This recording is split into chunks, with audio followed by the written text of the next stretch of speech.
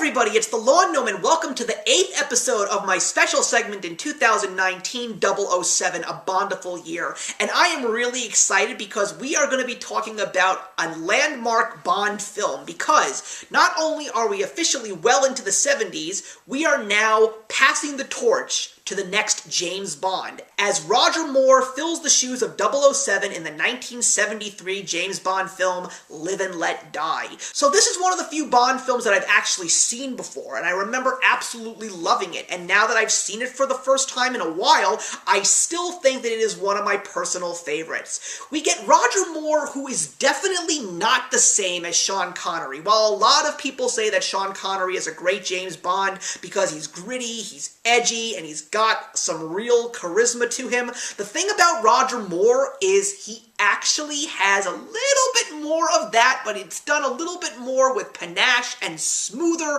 and he's got a little bit more suave to him, which I absolutely love. So in this film, James Bond is of course visited by M at his house at the most inappropriate time as always, and he tells him that in a couple of locations in the southern portion of the United States, particularly in New Orleans, and offshore island off of Jamaica called San Monique, there are MI6 agents that are being killed, and M wants James Bond to go to San Monique because that apparently seems to be the source to investigate this. This movie also stars Yaphet Kotto as the villain, Dr. Kananga, as well as an unknown at the time, making her first appearance in film, Jane Seymour as Solitaire, the fortune teller who is alongside the villain, and he cannot make a move without her predictions. So of course, when it comes to a pretty lady, James Bond knows exactly what he has to do in that case. This movie definitely was exciting because of the fact that James Bond had been taken into the 70s. We definitely see the 70s in this movie, from the cars to the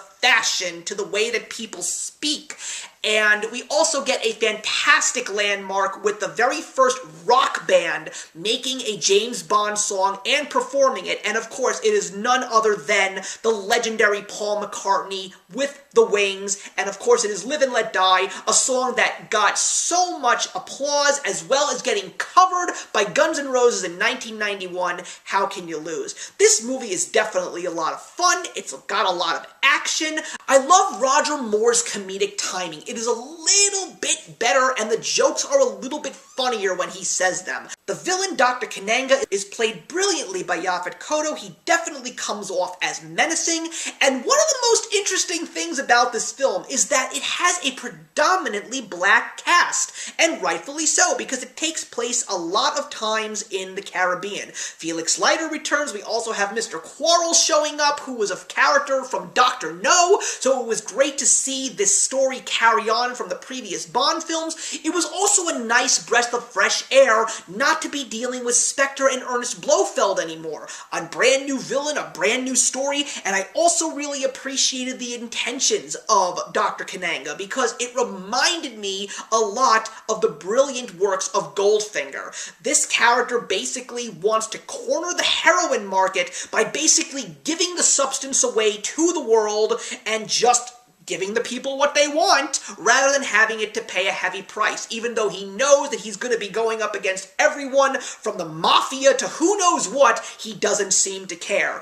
And he doesn't seem to care when James Bond is trying to take him down.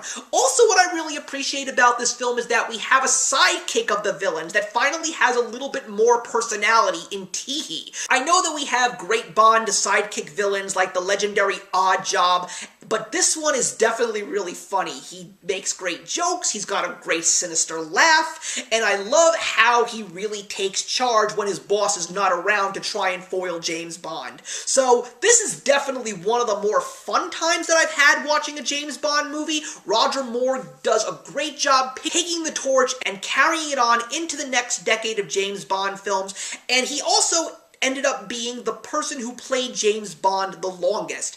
And there are a great deal of Roger Moore Bond films that I have not seen, so I am really excited to see where the James Bond adventures will go next, even though the next one that I will be reviewing is a James Bond movie that I have already seen. But for the meantime, if you haven't seen Live and Let Die, definitely Give it a watch. It's a great deal of fun. I think you will enjoy it. And quite frankly, I don't have anything bad to say about this movie, which is why I'm giving Live and Let Die a perfect 4 stars out of 4. So thank you very much for watching, everybody. Please leave your comments in the box below, and let's discuss Live and Let Die, and I will see you in the next episode. Hey, thank you so much for stopping by my channel today. If you're new here and want to see more of what my channel has to offer, please click on the link to my last video, or hit that subscribe button to be kept up to date with all of my uploads. Content of all sorts is posted here quite often, so trust me, you do not want to fall behind. I will see you in the comments, and actions speak louder than words.